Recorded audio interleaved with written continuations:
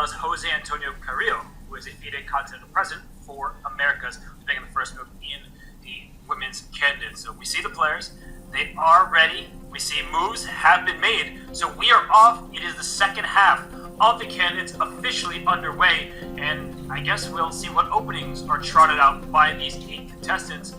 And Anish, again, you've been there before. You know what it's like to sit in this exact playing hall. Of course, your candidates event didn't go the way you wanted. You didn't end up in first.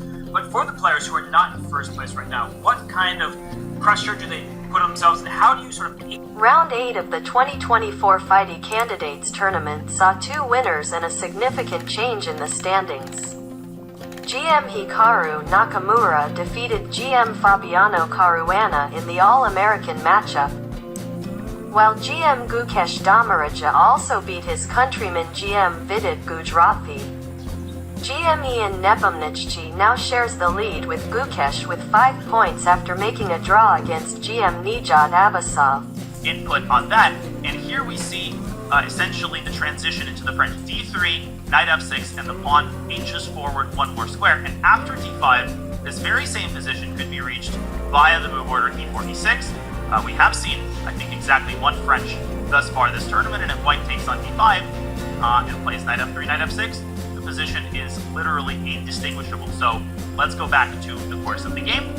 After d3, d4, d5, both bishop d3, and immediately Abasov unbalances the game with the ambitious c5 and follows up with the even more ambitious c4, Anish.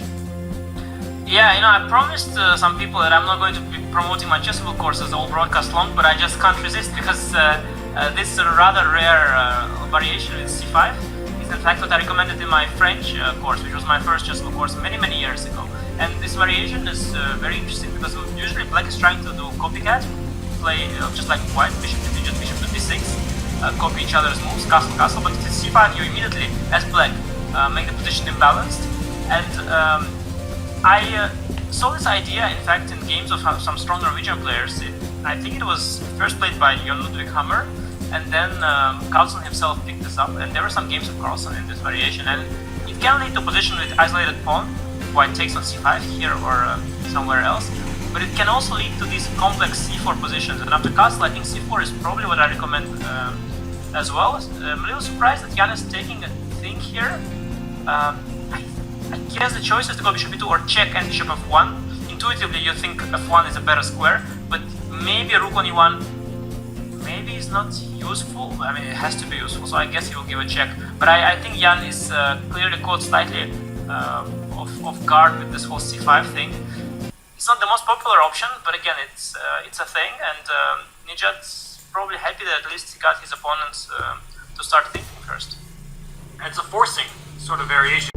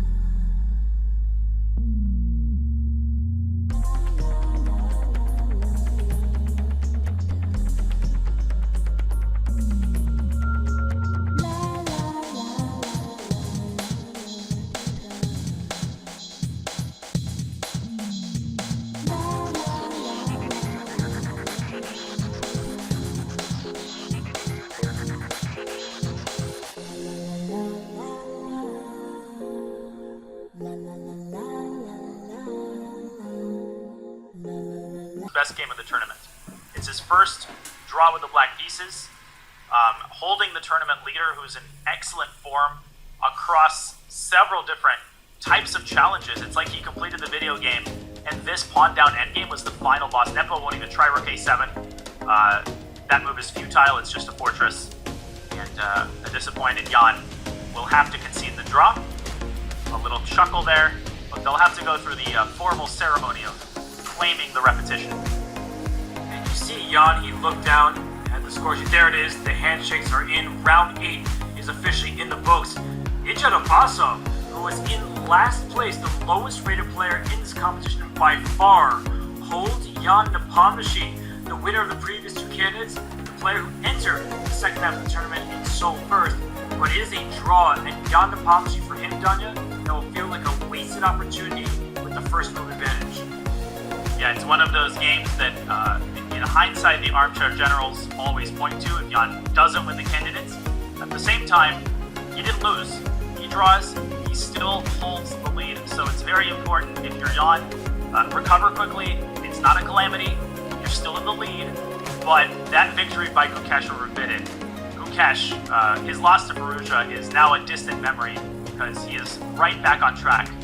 And what a two-horse race we have at the top with many other horses trying to outmaneuver those at the top. A single loss will send us into a total shakeup of the standings. And once again, incredible start to the second half, Robert.